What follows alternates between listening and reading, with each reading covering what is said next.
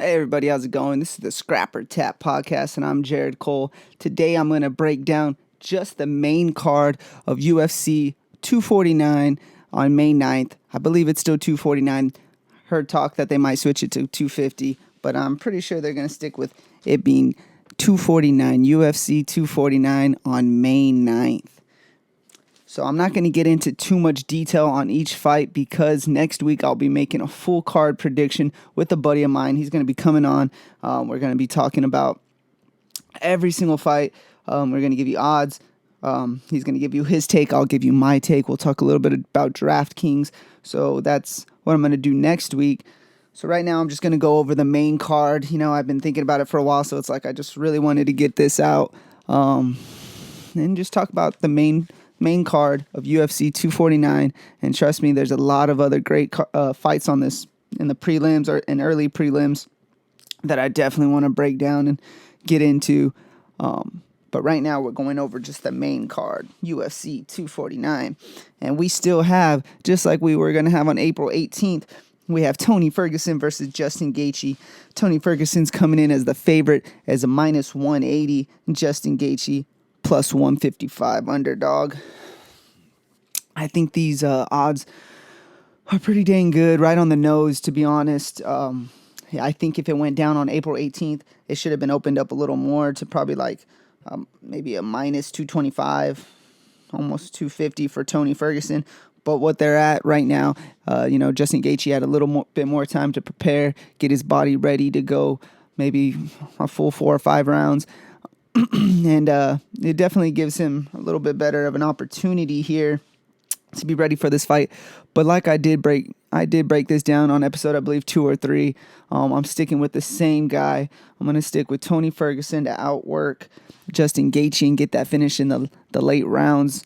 You know, this guy made 155 on April 18th, which he did not have to. The fight was canceled, and he still showed his dedication and made the weight. Pretty crazy, but that's Tony Ferguson for you. I just think he's gonna come with that same mentality into this fight and do what he has to do to get a shot at Khabib. And I'm not sleeping on Justin Gaethje. If he comes in and wins and knocks him out first round, it would not surprise me. But right now, I'm gotta stick to my guy Tony Ferguson to get the victory. So the next fight we got, title fight, Henry Cejudo versus Dominick Cruz. Henry Cejudo is the obvious favorite, minus 225. Dominick Cruz, the underdog, plus 190. Dominick Cruz hasn't fought in 3 years, and the last time he did, it was a loss. So I totally get these odds. That basically right on to me. Henry Cejudo is coming off some shoulder surgeries. He hasn't performed since. So some think maybe that's why he's taking on a fight like Dominick Cruz, or rusty, possibly Dominick Cruz, even though he does not believe in ring rust. We will see. 3 years is a very long time. I honestly think this is... Look, I know styles make fights, and Dominick Cruz has a crazy style, crazy footwork, head movement that just might throw off Henry Cejudo. But, another guy that has really good feet work and head movement is, TJ Dillashaw. And Henry Cejudo handled TJ Dillashaw, and that was prime time. I was about to say doping TJ Dillashaw, but I'm not trying to disrespect TJ Dillashaw, man. I like him as a fighter. But that was prime time TJ Dillashaw. And I just think he's going to do the same thing to Dominick Cruz, especially Dominick Cruz coming off that long layoff. I don't know how Henry Cejudo's shoulders are going to be feeling, so maybe he's not able to wrestle and do so much straining and stuff, but it's been a while since he's had a good little break, so I feel like he should be all recovered, ready to go. I'm going to have to go with Henry Cejudo, most likely going the distance, wrestling and just outworking Dominick Cruz. So I'm going to have to go with the favorite, Henry Cejudo. Now, next, we got Francis Ngannou versus Jairzinho Rozenstruik. Rozenstruik is plus one. He's the underdog, plus 310. And Francis Ngannou, minus 390. Now, I see what they're doing on the odds. I get it. But, man, I think they should be a lot closer than what they are. Both men can end it with one punch. Jairzinho Rosenstruck is, I believe he's 10-0 undefeated in the UFC, and I know he's a little newer to the UFC than Francis. Francis got that, more road work. He got more work that he's put in, and better opponents for sure. But I just think it should be a little bit closer, probably more to like what Tony Ferguson and Justin Gaethje were, minus 180, maybe even minus 200, but I just don't see that big of a spread. I think this is one of the guys that if you need an underdog for like a DraftKings card, or, maybe if you're making parlays, maybe not parlays, but if you're making multiple bets and you want to throw in you definitely want an underdog on the card, I think Jairzinho Rosenstruck is a very good undercard. Now, I've been flip-flopping, all week about who I'm going to go with. I even told some friends, I think the underdog's coming with Jairzinho, especially if Francis comes out slow out the gates like it did against Derek Lewis. I really think Jairzinho Rosenstruck could end it, can do what he needs to do to get the win, but it is hard to go against Francis Ngannou. He's been killing it. He has a great training camp, and he's just getting better and better. So, I really want to go with Francis Ngannou as the underdog. I'm sorry. I really want to go with Jairzinho Rosenstruck as the underdog.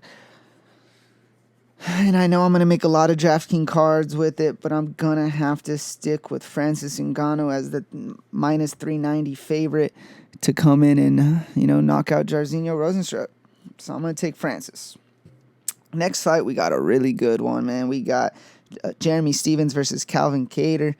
Calvin Kattar, the minus 320 favorite, versus Jeremy Stephens, the underdog, plus 260. Now, I think the odds are, that's pretty close, but those are some fun odds, just like the Jairzinho Rosenstruck. If you want an underdog, Jeremy Stephens, he is a dog in general. He'll put in a good show, and he's going to give his best effort. So if you're looking for another guy to throw some money on, Jeremy Stephens, that's a really good one, but I'm going to have to stick with Calvin Kattar. I think he's really he's on a streak right now.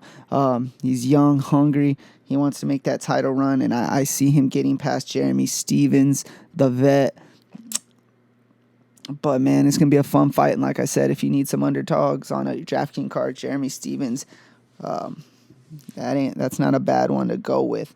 The next one we got, which I kind of thought it might have been another fight. I really thought Anthony Pettis versus Donald Cerrone should have been on the main card, but I get what they're doing it. They probably want the ESPN, the free show, the prelim show to end it with a bang, so they put them there. But instead of that, they gave us, for the last main card fight, the first one to start the main card, I'm sorry, Greg Hardy versus Yorgan De Castro. Yorgan De Castro is a plus 176 versus Greg Hardy, minus 210. Now, here's another one where the odds, I get what they're doing. They want I feel like the UFC wants Greg Hardy to be a star. He has so much talent. He can definitely do what they want him to do. But the thing is, he's leaps and bounds behind a lot of these guys that have been training and doing this, since they're maybe teens, even in their early 20s. This guy had a full NFL football career and then turned to MMA.